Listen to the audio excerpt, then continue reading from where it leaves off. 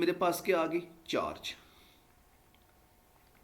कि आपके पास चार्ज क्या होता है। ठीक है, अब अज्यूम करो भाई आपके पास पहली चीज़ जो है वो चार्ज के बारे में हम लोग बात करते हैं तो बहुत से लोग चार्ज के बारे में कहते हैं it is a quantity of matter. ठीक है, अब सवाल बिल्कुल वैलिड है कि ये मेरे पास किस किस्म की क्वांटिटी है।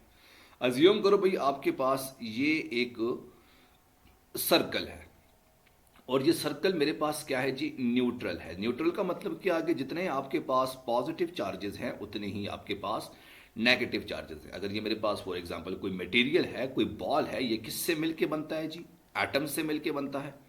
तो ये आपके पास एटम्स आ गए डिफरेंट तरह के। ठीक है, तो अगर मैं इस एक एटम को उठा के देखूं तो ये एटम मेरे पास क्या होता है, सेंटर में आपके पास पॉजिटिव चार्ज प्रोटॉन्स होते हैं और उसके इर्द गिर्द आपके पास इलेक्ट्रॉन रिवॉल्व कर रहे होते हैं। अज्यूम करो अगर मेरे पास 26 प्रोटॉन्स हैं तो 26 ही मेरे पास इलेक्ट्रॉन्स होंगे, तो ऐसा रिजल्ट आपके पास एटम एज अ होल क्या होगा, न्यूट्रल होगा। अब अगली चीज ये आ गई, अगर मैं इस एटम को चार्ज बॉडी में कन्वर्ट करूं तो उसके लिए मुझे क्या करना पड़ेगा, मुझे एक इलेक्ट्रॉन को यहां से निकालना पड़ेगा। तो जब मैंने यहां पे इलेक्ट्रॉन को निकाला तो मेरे पास टोटल इलेक्ट्रॉन्स की तादाद कितनी रहेगी, 25, और प्रोटॉन्स की तादाद कितनी है, 26। तो मेरे पास ये एटम क्या हो जाएगा, +1 आपके पास चार्ज आ जाएगा। सिमिलरली अगर मैं चाहता हूं भाई कि मैं इस एटम को नेगेटिवली चार्ज करूं तो नेगेटिवली चार्ज करने के लिए मुझे क्या करना पड़ेगा, मुझे इलेक्ट्रॉन्स को, एक इलेक्ट्रॉन को ऐड करना पड़ेगा। तो मेरे पास अगर इनिशियल 26 थे तो मैंने एक इलेक्ट्रॉन को ऐड किया तो मेरे पास क्या हो गए, 27 इलेक्ट्रॉन। प्रोटॉन मेरे पास 27 है, एक मेरे पास इलेक्ट्रॉन ऐड हुआ तो मेरे पास क्या बन जाएगा, -1 मेरे पास चार्ज आ जाएगा। तो इसका मतलब क्या आ गया, चार्ज बेसिकली मेरे पास क्या होता है जी, द एडिशन और रिमूवल ऑफ इलेक्ट्रॉन्स। ठीक है, आपके पास एडिशन और रिमूवल ऑफ इलेक्ट्रॉन्स को आप लोग क्या कहते हो जी, चार्ज कहते हो। अब आपके पास एक एमसीक्यूज पूछा जाता है एनएमडीकेट वाला, वो आपके पास क्या होता है जी, एनएमडीकेट का एमसीक्यूज आपसे वो क्या पूछता है। ठीक है, if the electron added to the system, अगर आप इलेक्ट्रॉन को ऐड करो किसी भी सिस्टम के अंदर, then the mass of the body is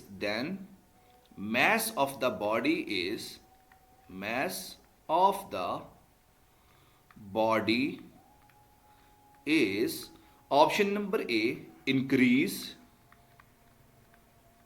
option number B decrease, option number C constant. Electron क्योंकि बहुत छोटा होता है तो आप इसको भी ये भी कह सकते हो। Option number D none of the above. तो बहुत से स्टूडेंट ऐसे कहते हैं यार कि अगर आपने इलेक्ट्रॉन्स को ऐड भी कर लिया तो मेरे ख्याल से बॉडी के अंदर किसी किस्म का कोई फर्क नहीं पड़ेगा। लेकिन नहीं, अगर आपने इलेक्ट्रॉन्स को ऐड किया तो ऑब्वियसली आपके पास मैस जो है वो इंक्रीज होगा। तो इसके बारे में आपने याद रखना है। तो ये मेरे पास आ जाएगा इलेक्ट्रॉन के बारे में। ठीक है, तो आपके पास सम ऑफ एटम जो इसका इलेक्ट्रॉन का मैस है वो इंक्रीज होना शुरू हो जाएगा। अब अगली चीज मेरे पास आ गया difference between mass and charge, कि भाई मैस में और चार्ज में क्या फर्क है। अगला एनएमडीकेट का टॉपिक है वो है आपके पास यहां पर मैस आ गया, दूसरा आपके पास क्या आ गया, चार्ज आ गया, कि मैस और चार्ज में आपके पास क्या फर्क है। तो अगली चीज ये है कि भाई मैस मेरे पास हमेशा पॉजिटिव होता है, मैस ऑलवेज पॉजिटिव, कि मैस आपके पास कभी भी आपने ये नहीं कहा कि भाई मेरे पास जो है वो -10 किलो का किलो की बॉल पड़ी है तो ये मेरे पास मैस जो है वो हमेशा पॉजिटिव क्वांटिटी होती है। लेकिन चार्ज आपके पास पॉजिटिव भी होती है। हाँ जी बिल्कुल, पीएमसी पाकिस्तान मेडिकल काउंसिल के टॉपिक के करूं। अब चार्ज आपके पास पॉजिटिव भी होता है, नेगेटिव भी होता है और न्यूट्रल भी आप कह सकते हो या जीरो भी आप लोग कह सकते हो कि मेरे पास चार्ज जीरो भी होते हैं। ठीक है, लेकिन मैस आपके पास हमेशा पॉजिटिव क्वांटिटी ही होती है। फॉर एग्जांपल अगर मेरे पास एक बॉक्स है और मैं इस बॉक्स के अंदर 1 kilo, 2 kilo, 3 kilo, 4 kilo, 5 kilo, 6 kilo, तो 6 किलो जब मैं इसमें कुछ 6 बॉडीज ऐड करता हूं तो मेरे पास इसका मैस जो है वो हमेशा पॉजिटिव 6 किलो ही होगा। कभी भी हमारे पास ऐसा नहीं होता भाई ये बॉडी है इसका मैस 1 kg है, इसका मैस -1 kg है, ऐसा पॉसिबल नहीं होगा। लेकिन आप लोग इस चीज़ को ये कह सकते हो भाई कि मेरे पास अगर एक बॉक्स है, इसमें अगर एक प्रोटॉन, एक इलेक्ट्रॉन, दूसरा इलेक्ट्रॉन, प्रोटॉन प्रोटॉन, तो आप इसको कह सकते हो भाई मेरे पास ओवरऑल चार्ज क्या आ गया, 0 आ गया। तो इस तरह से आप लोग इसके बारे में बात कर सकते हो। अच्छा जी दूसरी चीज़ वो ये है भाई कि मैस आपके पास वेलोसिटी पे डिपेंड करती है, डिपेंड ऑन वेलोसिटी। आपके पास मैस जो है वो वेलोसिटी पे डिपेंड करता है। फॉर एग्जांपल अगर आपके पास 1 kg स्टोन है और मैं इस 1 kg स्टोन को, अगर ये फॉर एग्जांपल आपके सामने राहत खड़ी हुई है और मैं 1 kg स्टोन को मैस इसका कितना आ गया जी 1 kg, और मैं इसको किसी खास वेलोसिटी से उठा के फेंकूँ 1 मीटर पर सेकंड की वेलोसिटी से उठा के इसके सर के ऊपर रख के मारूं तो इसको कम लगेगा। लेकिन अगर मैं इसकी वेलोसिटी को इंक्रीज करके 10 मीटर पर सेकंड से उठा के फेंकूं तो इसका सर जो है वो ज़्यादा फटेगा और मुझे बड़ी खुशी होगी। तो इसका मतलब क्या हुआ कि मैस जो है वो वेलोसिटी पे डिपेंड करता है।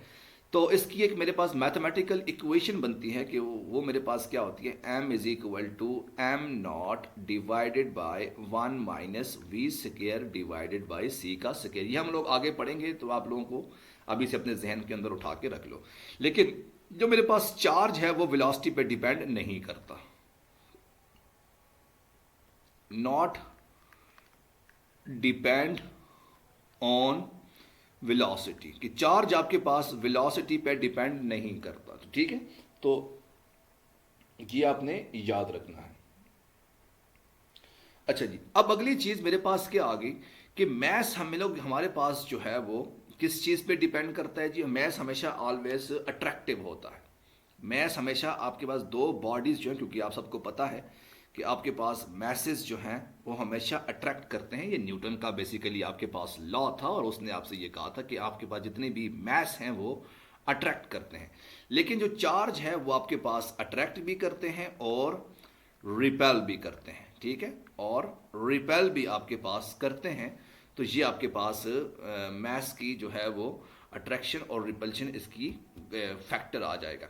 अच्छा बच्चे, दूसरी बात ये जो आपके पास मैथमेटिकल फॉर्म गिवन है m=m0 1 - v² divided by c², ये हम जब चैप्टर नंबर 18 को डिटेल में पढ़ेंगे तो उसमें आपके पास ये चीज़ें जो है वो आगे फाइनलाइज हो जाएंगी। आगे चलते हैं बच्चे। अब अगली चीज़ मेरे पास क्या आ गई भाई, ये इंपॉर्टेंट चीज़ है कि मेथड ऑफ चार्जिंग, कि आप बॉडी को चार्ज कैसे कर सकते हो। मेथड ऑफ चार्जिंग, कि आप बॉडी को चार्ज कैसे कर सकते हो, इसके बारे में वो आपसे पूछ रहा है। तो कहता है भाई बॉडी को चार्ज करने के हमारे पास दो मेथड हैं। पहला मेरे पास आ गया फ्रिक्शन, आप फ्रिक्शन की वजह से चार्ज कर सकते हो, और दूसरा मेथड है आपके पास चार्जिंग बाय कंडक्शन, चार्जिंग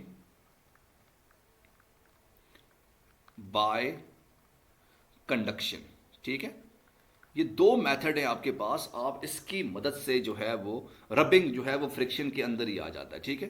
तो चार्जिंग बाय कंडक्शन की मदद से भी आप लोग किसी भी बॉडी को चार्ज कर सकते हो। फॉर एग्जांपल क्या मतलब हुआ, अगर आपके पास ये एक बॉडी है जो कि इलेक्ट्रिकली न्यूट्रल है और आप इस बॉडी को रब करते हो, ये मैंने इसको रब करना शुरू किया तो इसकी फ्रिक्शन की वजह से आपके पास इस बॉडी के ऊपर चार्जेस आ जाएंगे, positive negative what ever you want आप लोग ले सकते हो।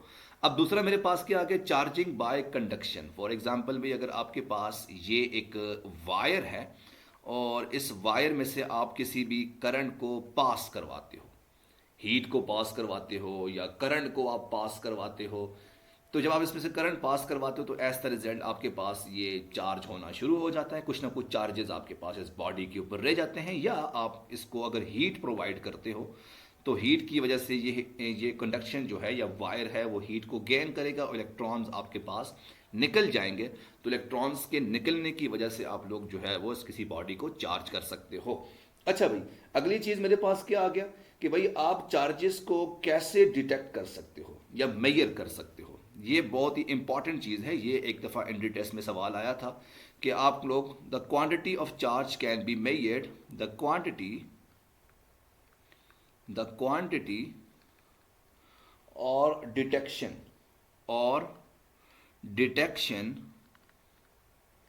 ऑफ चार्ज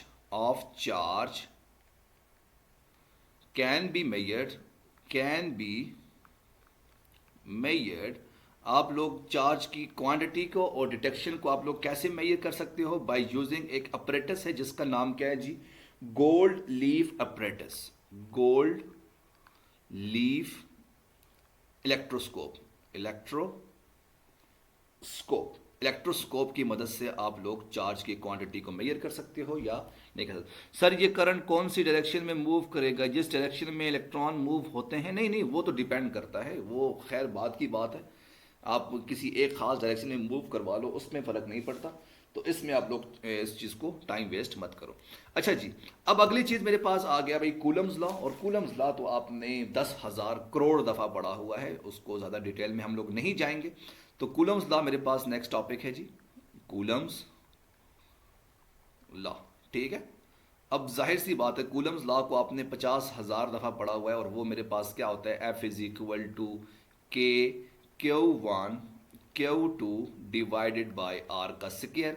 तो यहाँ से भाई आपके पास जो एंट्री टेस्ट के सवाल बन सकते हैं वो क्या क्या बन सकते हैं? वो ये बन सकता है, if the charges is double, if two charges is double, मतलब अगर आप Q1 की जगह पर भी 2 टाइम्स Q कर लो, Q2 की जगह पर भी आप लोग 2 टाइम्स Q कर लो, तो फोर्स आपके पास क्या हो जाएगी? 4 गुना हो जाएगी। तो ये आपके पास इस तरह के सवाल बन सकते हैं।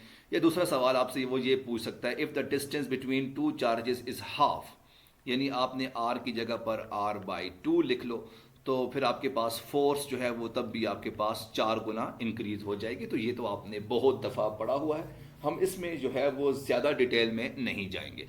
लेकिन हाँ, इसमें एक बात सिर्फ वो आपसे पूछता है, हाँ, न्यूटन थर्ड लॉ और क्या कहते हैं कूलम्स लॉ के दरमियान ऑब्वियसली रिएक्शन है।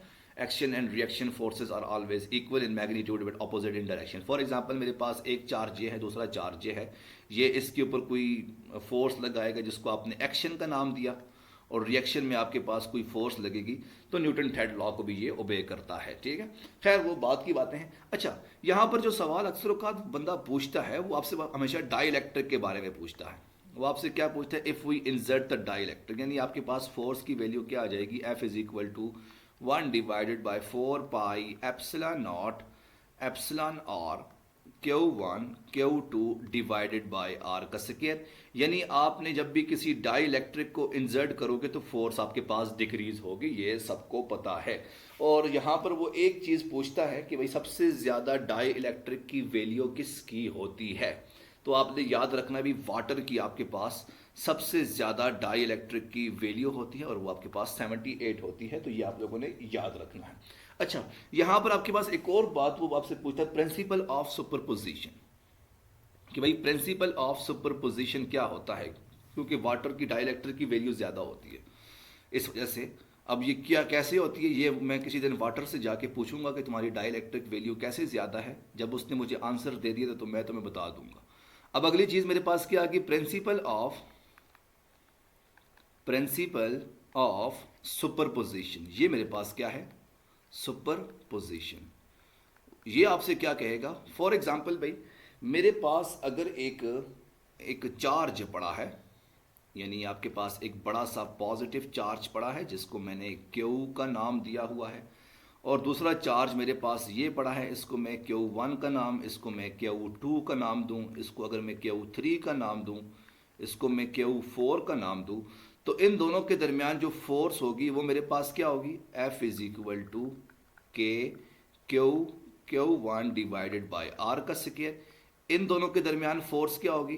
F इज इक्वल टू के Q2 डिवाइडेड बाय आर का स्क्वायर। सिमिलरली आपके पास इसके दरमियान फोर्स क्या होगी? F इज इक्वल टू के Q4 डिवाइडेड बाय आर का स्क्वायर।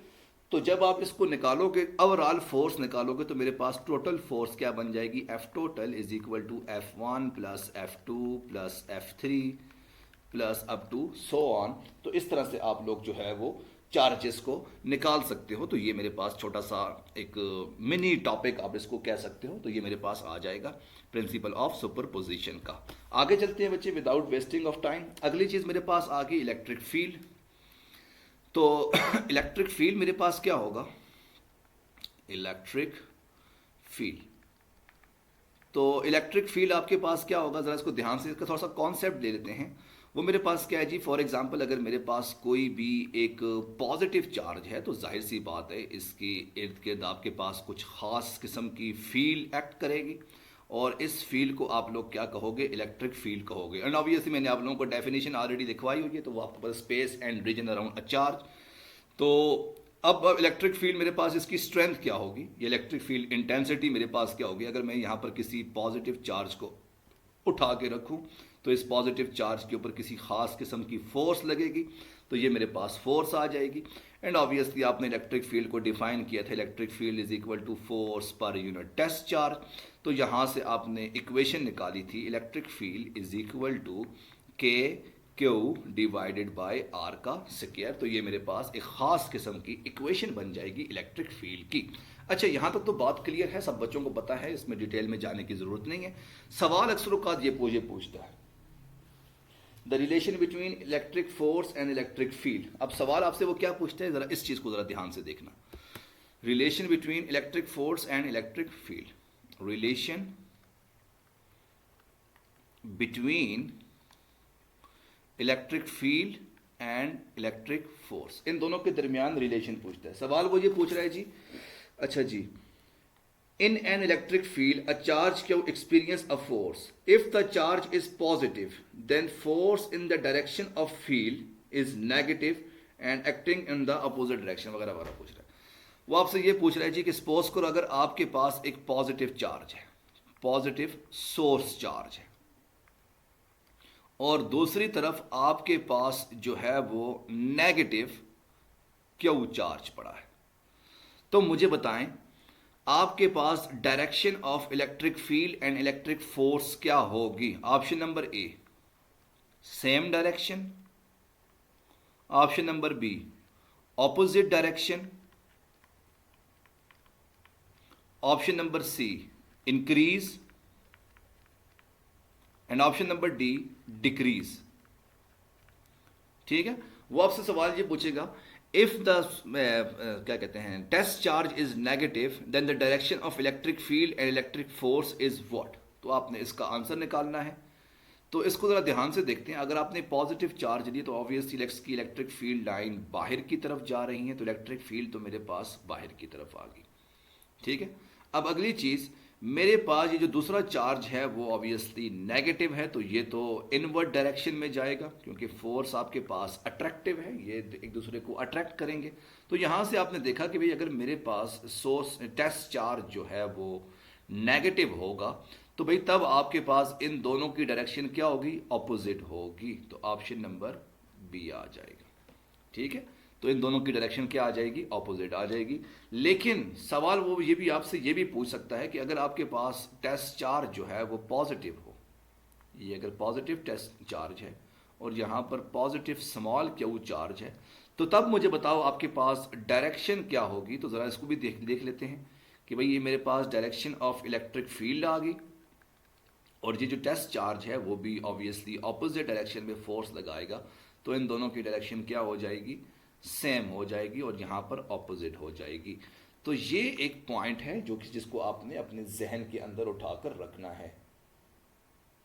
ठीक है, तो ऑब्वियसली यहाँ तक तो आपके पास बातें आ जाएगी। अच्छा, अब अगली चीज़ मेरे पास क्या कि थोड़ा सा ग्राफ, कि ग्राफ को हम लोग देखते हैं भाई कि फोर्स और इलेक्ट्रिक फील्ड का ग्राफ आपके पास क्या बनता है, तो इस चीज़ को हम लोग देखते हैं। ठीक है, अब तुम बच्चे जो है वो इसके प्रीवियस सेशन उठा के देखो, तब जाके तुम्हें समझ आएगी। अब अगली चीज़ मेरे पास क्या आ गई, ग्राफ के ग्राफ्स आपके पास किस तरह से बनेंगे, ग्राफ। ठीक है, तो पहली चीज़, पहला ग्राफ जो है मैंने निकालना है जी किसका, इलेक्ट्रिक फील्ड का या कूलम्बिक या फोर्स का मैं ग्राफ निकालूंगा, फोर्स डिस्टेंस ग्राफ, डिस्टेंस। अच्छा जी, और यहां पर मेरे पास क्या आ जाएगा, electric field electric field distance graph, इसको भी हम लोग देख लेते हैं कि भाई इन दोनों का ग्राफ किस तरह से बनेगा। ठीक है, ज़रा ध्यान से देखते हैं कि भाई अगर मेरे पास जो है वो इस तरह से ग्राफ बने, ये ग्राफ बने और अलॉन्ग वाई एक्सिस मेरे पास फोर्स आ जाए और अलॉन्ग एक्स एक्सिस मेरे पास आर आ जाए, तो मेरे पास इक्वेशन क्या होती है, F is inversely proportional to 1 divided by R का स्क्वायर। ये आप लोगों ने ऑलरेडी पढ़ा हुआ है। ठीक है, इसका मतलब क्या हुआ, अगर आपके पास आर की वैल्यू क्या है जी 1 है, तो फोर्स की वैल्यू भी आपके पास क्या होगी 1 हो जाएगी। अगर आपके पास आर की वैल्यू है जी 0, तो फोर्स की वैल्यू मेरे पास क्या होगी इन्फिनिटी। यानी आपने ये देखा कि भाई जब मेरे पास आर की वैल्यू क्या है जी 0 है, यहां पर मेरे पास आर की वैल्यू 0 है, तो फोर्स की वैल्यू क्या होगी इन्फिनिटी, बहुत ऊपर, यानी आपके पास 0 नहीं होगी, इन्फिनिटी हो जाएगी। तो यहां तक मेरे पास इन्फिनिटी आ गया। अब जब आर की वैल्यू 1 है, ये आ गया 1, तो फोर्स की वैल्यू भी क्या होगी 1 हो जाएगी, तो 1 फॉर एग्जांपल यहां पर आ जाएगा। अब अगली चीज, जब आर की वैल्यू आपके पास 2 होगी, आर की वैल्यू मेरे पास 2 होगी, तो फोर्स की वैल्यू क्या हो जाएगी 1 डिवाइडेड बाय 4। अगर ये मेरे पास 1 है तो ऑब्वियसली 1 डिवाइडेड बाय 4 मेरे पास 25 आता है, तो फोर्स मेरे पास ये आ जाएगी 0.25, तो यहां पर कोई एक पॉइंट आ जाएगा। फिर सिमिलरली जब आपने आर की वैल्यू को 3 रखा, तो फोर्स की वैल्यू क्या आ जाएगी 1 डिवाइडेड बाय 9, तो 1 डिवाइडेड बाय 9 मेरे पास कुछ इस जगह पर पॉइंट आएगा, तो कुछ इस तरह से बनेगा। तो आपने देखा कि भाई मेरे पास जो ग्राफ है वो कुछ इस तरह से आगे की तरफ जाना शुरू हो जाएगा। ठीक है, तो ये आपने याद रखना है। ठीक है, लेकिन जब आपके पास आर की वैल्यू इन्फिनिटी हो जाएगी, यानी बहुत आगे तक चली जाएगी, तब जाकर फोर्स की वैल्यू आपके पास 0 हो जाएगी, तो इस तरह से आपके पास कुछ ग्राफ बनेगा। Exactly same in the case of electric field and distance के दरमियान भी कुछ ऐसा ही ग्राफ बनेगा। और ऑब्वियसली आपको पता है जी कि इलेक्ट्रिक फील्ड और डिस्टेंस के दरमियान जो इक्वेशन बनती है वो भी 1 डिवाइडेड बाय आर स्क्वायर बनती है। एंड ऑब्वियसली आपने भी वही वैल्यूज पुट करनी है, R is equal to 0, electric field is equal to infinity, R is equal to 1, electric field is equal to 1, R is equal to 2, electric field is equal to 1/4। तो same to same आपके पास graph बनेगा। तो यहाँ पर आपके पास अगर electric field आ गया और यहाँ पर आपके पास अगर डिस्टेंस आ गया, तो इसका ग्राफ भी आपके पास एग्जैक्टली सेम टू सेम ही बनेगा, कुछ इस तरह से आगे की तरफ बनना शुरू हो जाएगा। तो ये मेरे पास इलेक्ट्रिक फील्ड और डिस्टेंस के दरमियान ग्राफ आ जाएगा। तो ये बात आप लोगों ने जहन में रखनी है। ठीक है, अच्छा जी, तो अब अगली चीज मेरे पास क्या आ गया, if the surface with same potential then it is said to be equal to surface. ठीक है, अच्छा जी, तो अगली चीज work done remove charge surface 0। अच्छा जी, अगली चीज मेरे पास आ गई इक्वो पोटेंशियल सरफेस के बारे में वो बात कर रहा है, तो इसके बारे में भी हम लोग देख लेते हैं। इक्वो पोटेंशियल सरफेस मेरे पास क्या होता है जी, तो टॉपिक मेरे पास क्या है जी, इक्वो पोटेंशियल सरफेस। इक्वो पोटेंशियल सरफेस के इक्वो पोटेंशियल सरफेस मेरे पास क्या होगा, the surface having same potential is called इस इक्वो पोटेंशियल सरफेस। तो इसकी डेफिनेशन सबको पता है भाई, सेम पोटेंशियल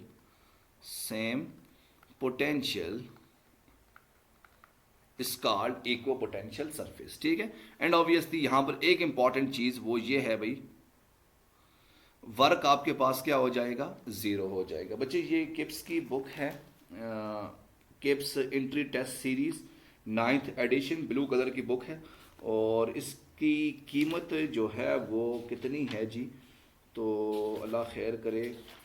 वैसे मैंने तो फ्री में पकड़ी थी, तो तुम लोगों का इसका नाम भी कुछ और लिखा हुआ है, मोहम्मद तलहा लिखा हुआ है पता नहीं मैंने किसकी बुक ये पकड़ के लेकर आया था। नहीं, ये 500 की नहीं, ये 200-250 की बुक है। तो ये पता नहीं कितने की है, ये 200-250 की, इतनी महंगी नहीं है, गरीबों वाली बुक है, लेकिन नॉलेज इसमें बस करो 2500 की। तुम भाई कभी तुम्हें घर वाले 2 दफ़ा दूसरी दफ़ा खाने को नहीं देते और तुम्हें 2500 की बुक लेकर देंगे। तुमने हाँ इधर देखो ज़रा, दूसरी दफ़ा तुम्हें खाने को नहीं मिलता और ये तो 2500 की बुक लेगी। पता नहीं भाई, ये तो छोटी सी बुक है, 250 की बुक थी। तो चलो मैं देखूँ कीमत अगर लिखी हो तो, पता नहीं यार, नहीं लिखी हुई। खैर बात करते हैं, मैं करवाता हूँ। नहीं सर 2500 की होती है, बस ठीक है तुम लो ना, तुम भाई घर में 2500 मत कहना। हाँ तुम्हें भाई छोड़ो। अच्छा भी बात करते हैं इक्व पोटेंशियल सरफेस की। फॉर एग्जांपल भाई अगर मेरे पास ये एक पॉजिटिव चार्ज आ गया, या इसको ही छोड़ो, सपोज करो भाई मेरे पास work is zero. For example भाई मेरे पास एक बॉडी है, कोई ख़ास किस्म का सर्कल है मेरे पास, ठीक है। और मैं क्या करता हूँ भाई कि इस सर्कल के ऊपर आपके पास किसी पॉजिटिव चार्जेस को उठा के रखता हूँ, यानी मैंने यहाँ पर कुछ पॉजिटिव चार्जेस उठा के रख लिए, पॉजिटिव चार्ज पड़ा है। तो होगा क्या, आपके पास इलेक्ट्रिक फील्ड लाइंस बाहर की तरफ मूव करेंगी, सबको पता है। ये मेरे पास बाहर की तरफ मूव करेंगी इलेक्ट्रिक फील्ड लाइन, ये आ गया।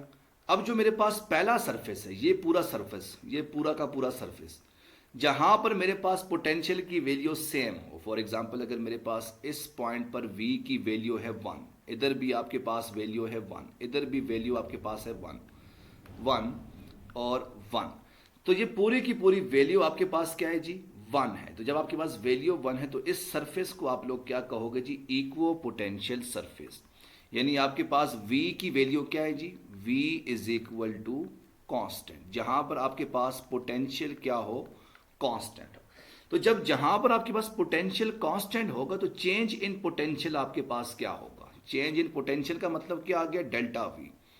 तो डेल्टा V आपके पास क्या होगा, is equal to V2 minus V1, यानी V माइनस V, तो 1 माइनस 1 आपके पास क्या होता है जी, 0 होता है। तो यही एंट्री टेस्ट वाला सवाल पूछता है, if the potential is constant then change in potential is what, तो वो आपके पास 0 हो जाएगा। तो पहली बात तो आपके पास ये आ जाएगी। अच्छा जी, अब अगली चीज वो आपसे ये पूछेगा, तो इलेक्ट्रिक फील्ड आपके पास इक्वो पोटेंशियल सरफेस पे क्या होगी, इलेक्ट्रिक फील्ड आपके पास इक्वो पोटेंशियल सरफेस पे क्या होगी। तो जरा ध्यान से देखो बच्चे, ये सवाल अक्सर औकात पूछता है, the electric field at the equipotential surface is what. Option number A constant,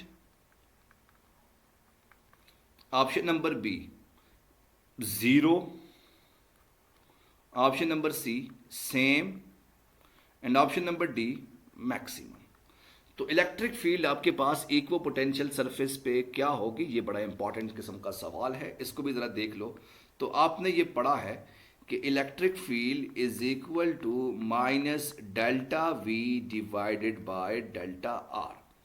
अब इक्वो पोटेंशियल सरफेस में चेंज इन पोटेंशियल क्या है जी, 0 है। तो जब चेंज इन पोटेंशियल 0 है तो इलेक्ट्रिक फील्ड आपके पास क्या हो जाएगी, 0 हो जाएगी। मतलब इस खास पोटेंशियल के ऊपर आपके पास सारी की सारी चेंज इन इलेक्ट्रिक फील्ड आपके पास क्या हो जाएगी, 0 हो जाएगी। तो ऑप्शन नंबर सेम आ जाएगा। एक मिनट बच्चे, मैं इस MCQs को ज़रा कंफर्म कर लूँ, मुझे अभी अभी MCQs मेरे जहन के अंदर यही वाला आया है। तो at equipotential surface electric field is what, मैं ज़रा इसको कंफर्म कर देता हूँ, लेकिन मैं इसके बारे में श्योर नहीं हूँ। मैथमेटिकली तो आपके पास यही बता रहा है, तो मैं इसको ज़रा कंफर्म कर लूँ। Change sorry electric field at equipotential surface, तो क्या हो जाएगा जी, the equal service electric field is constantly perpendicular. ठीक है, ठहरो एक मिनट। हाय हाय गरीब लोगों। अच्छा जी, वर्क डन तो आपके पास 0 हो जाएगा, तो इलेक्ट्रिक फील्ड आपके पास क्या हो जाएगा। यार ये मैंने ऐसा MCQs लिखा है कि जो गूगल को भी नहीं पता, कमाल है कि नहीं। मैंने एक ऐसा MCQs लिख लिया जो बेचारे गूगल को भी नहीं पता। तो एक मिनट, हाँ जी ठीक है जी, 0 होता है। अच्छा जी, एग्जैक्टली 0 होता है। तो ये समझ आ गया। तो गूगल से अभी मैंने कंफर्म भी कर लिया, तो ऑब्वियसली आपके पास इलेक्ट्रिक फील्ड क्या हो जाएगा, 0 हो जाएगा इक्वो पोटेंशियल सरफेस के ऊपर। अच्छा, यहाँ पर एक और सवाल पूछता है एंट्री टेस्ट वाला। वो सवाल आपसे क्या पूछता है, ज़रा ध्यान से रखना। If some charge is being given to the surface, अगर आप कुछ चार्जेस सरफेस को दे दो तो equipotential surface will be what, constant, zero, same और व्हाट। ठीक है, जरा मैं इसको ध्यान से रखो एक मिनट के लिए। एक और सवाल है जो कि अभी अभी नाजल हुआ है। देखो भाई, अभी अभी सवाल नाजल हो रहे हैं, कितना कमाल का मेरा दिमाग है ना कि अभी अभी सवाल मेरे पास नाजल हो रहे हैं और अभी अभी जो है वो मैं सोचता रहता हूँ और साथ साथ उनके बारे में बातें करता रहता हूँ। सर ये लिख दिया करें ना, सब्र करो, लिखता हूँ ना, देख नहीं रही हो। ये मेरे पास इक्विपोटेंशियल सरफेस आ गया, ये आ गया, ये सरफेस आ गया जी, इलेक्ट्रिक फील्ड आ गई। अच्छा बच्चे, अब सवाल क्या है जी, if some charge is being given to the surface, आपने कुछ चार्जेस को ऐड कर लिया, यानी क्यू चार्जेस को आपने ऐड कर लिया। तो पहली बात वो आपसे पूछेगा, option number A, potential will be.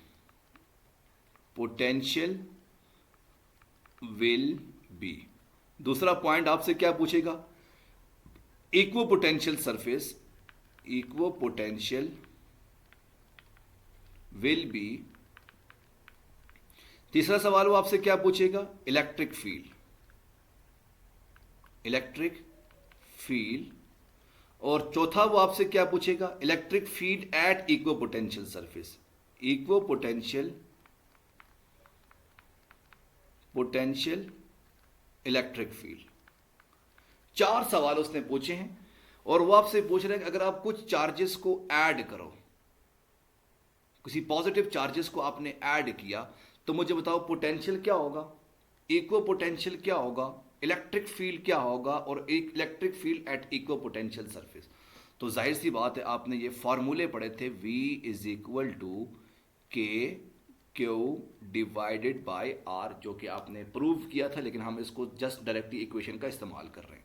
जब आपने क्यू चार्जेस को ऐड किए तो जाहिर सी बात है क्यू की वैल्यू आपके पास इंक्रीज होगी, क्यू की वैल्यू आपके पास इंक्रीज होगी, तो यानी क्यू जब आपके पास इंक्रीज होगा तो वी भी आपके पास क्या होगा, इंक्रीज हो जाएगा। तो इसका ऑप्शन क्या आ जाएगा, इंक्रीज। तो पोटेंशियल विल बी इंक्रीज। अब अगली चीज इक्विपोटेंशियल, तो इक्विपोटेंशियल में आप सबको पता है कि डेल्टा वी होता है, तो जाहिर सी बात है पोटेंशियल आपके पास V माइनस वी होता है, तो यहां पर मेरे पास क्या हो जाएगा, इक्विपोटेंशियल यानी चेंज इन पोटेंशियल मेरे पास क्या होगा, जीरो हो जाएगा। पोटेंशियल आपके पास इंक्रीज होगा लेकिन चेंज इन पोटेंशियल आपके पास क्या हो जाएगा, जीरो हो जाएगा। ये बात आपने याद रखनी है। एंड ऑब्वियसली इलेक्ट्रिक फील्ड की बात करते हैं तो इलेक्ट्रिक फील्ड मेरे पास क्या होगा, इलेक्ट्रिक फील्ड की इक्वेशन क्या होती है, electric field is equal to K Q divided by R का स्क्वायर। और जब आपने क्यू को ऐड किया यानी क्यू को आपने इंक्रीज किया तो इलेक्ट्रिक फील्ड भी आपके पास क्या होगी, इंक्रीज होगी। और equipotential surface at electric field at equipotential surface, तो ऑब्वियसली आपको पता है कि electric field is equal to minus delta V divided by delta R. तो डेल्टा वी मेरे पास जीरो है तो electric field at equipotential surface भी आपके पास क्या हो जाएगी, जीरो हो जाएगी। इसके एंट्री टेस्ट के सवाल बनते हैं, ठीक है। अब आखिरी सवाल जो है मेरे पास, वर्क क्या होगा, पांचवा पॉइंट मेरे पास क्या आ जाएगा, वर्क। तो वर्क आपके पास क्या होगा, तो जैसे कि आप सबको पता है कि वर्क मेरे पास किसके इक्वल होता है, work is equal to force into displacement. तो सर्कुलर पाथ में आपके पास डिस्प्लेसमेंट क्या होता है, जीरो होता है, तो वर्क भी आपके पास क्या आ जाएगा, जीरो आ जाएगा। तो आज के लिए हम लोग यहाँ तक इत्तेफाक करते हैं, तो बाकी हम लोग करेंगे। तो किसी बच्चे का कोई सवाल है, सिर्फ 1 मिनट का टाइम है, आप लोग 1 मिनट में सवाल पूछ सकते हो, इसके बाद मैं क्लास को वाइंड अप करता हूँ। थैंक यू बच्चे, थैंक यू वेरी